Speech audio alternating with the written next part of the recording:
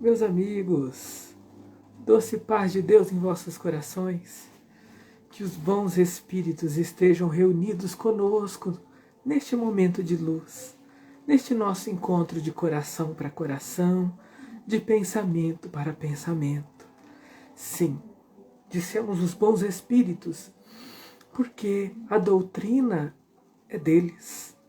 Bem assevera o querido codificador Allan Kardec, quando assevera que os ensinos são dos espíritos, são dos vivos do mais além, são das consciências imortais, filhas de Deus, que não se apartam dos seus irmãos da terra, mas que, ora a ora, buscam chamar-nos a atenção para a vida além dos sentidos físicos.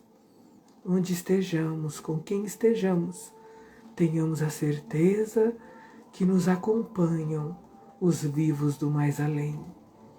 E meditando sobre isso, o querido Emmanuel, no livro Caminho, Verdade e Vida, no capítulo 9, vem falar das reuniões cristãs, citando em primeiro lugar o Evangelho de João, capítulo 20, versículo 19, diz ele: chegada, pois, a tarde daquele dia, o primeiro da semana, e cerradas as portas da casa onde os discípulos, com medo dos judeus, se tinham ajuntado, chegou Jesus e pôs-se no meio deles e disse-lhes: paz seja convosco. E nos explica Emmanuel: desde o dia da ressurreição gloriosa do Cristo, a humanidade terrena foi considerada digna das relações com a espiritualidade, visto que a ressurreição e o ressurgimento do Mestre querido era a comprovação maravilhosa da continuidade da vida. Todos os ensinos de Jesus cantam a glória da vida imortal. Prossegue Emmanuel dizendo: o Deuteronômio proibira terminantemente o intercâmbio com os que houvessem partido pelas portas da sepultura, em vista da necessidade de afastar a mente humana de cogitações prematuras. Ou seja, a humanidade da época de Moisés não estava pronta para lidar profundamente com o fato da natureza, da vida continuar e dos vivos da pátria maior poderem se relacionar conosco. Entretanto, Jesus, assim como suavizara a antiga lei da justiça inflexível com o perdão e o amor sem limites, aliviou as determinações de Moisés, vindo ao encontro dos discípulos saudosos. Ora, se realmente fosse impossível se falar com os mortos, como vem o próprio amigo Jesus materializar-se no meio dos amigos queridos? Cerradas as portas para que as vibrações tumultuosas dos adversários gratuitos não perturbassem o coração dos que anelavam o convívio divino, eis que surge o Mestre muito amado, dilatando as esperanças de todos na vida eterna. Desde essa hora inolvidável, estava instituído um movimento de troca entre o mundo visível e o mundo invisível. A família cristã, em seus vários departamentos, jamais passaria sem o doce alimento de suas reuniões carinhosas e íntimas. Desde então, os discípulos se reuniriam, tanto nos cenáculos de Jerusalém como nas catacumbas de Roma.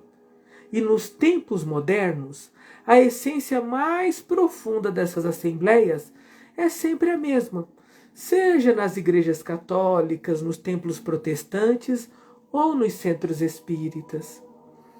Recordo que o querido Chico Xavier relatava, porque para quem não sabe, o Chico na juventude era católico, professava o catolicismo, bem antes de conhecer a doutrina dos espíritos.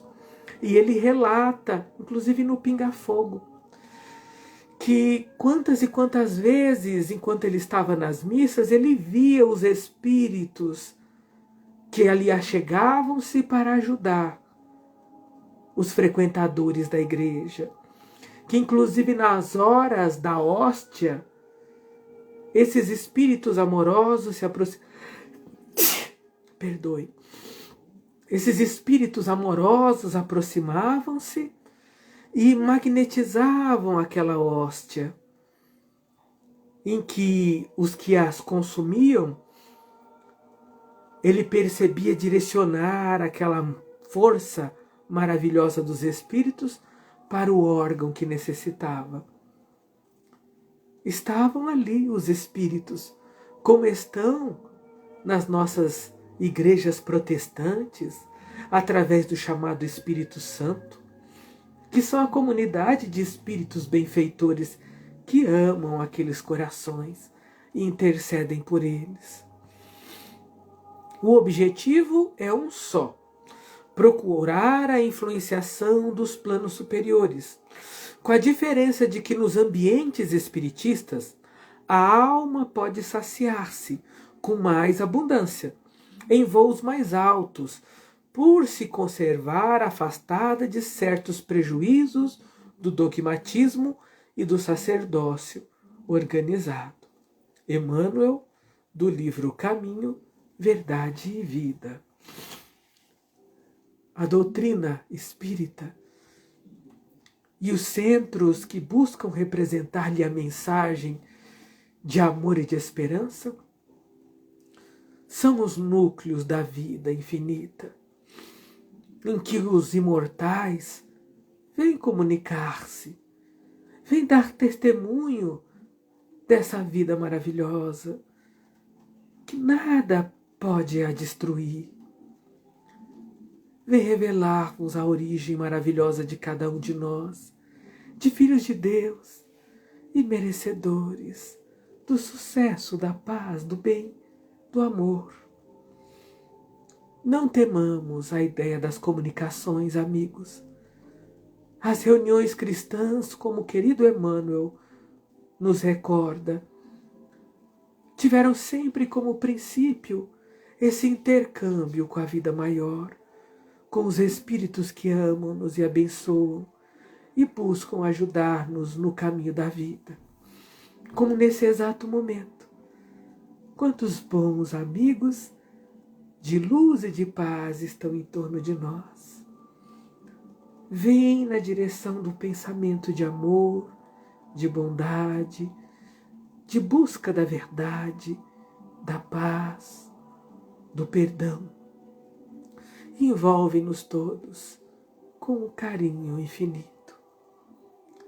Amemos essas verdades e as divulguemos dentro de nossos templos cristãos espiritistas, mas em todo o nosso cotidiano.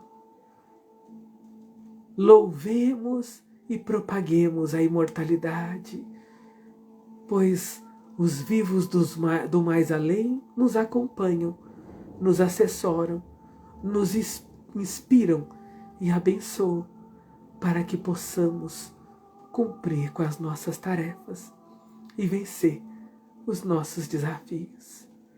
Doce paz e abraço de luz desses bons espíritos sejam contigo agora e sempre.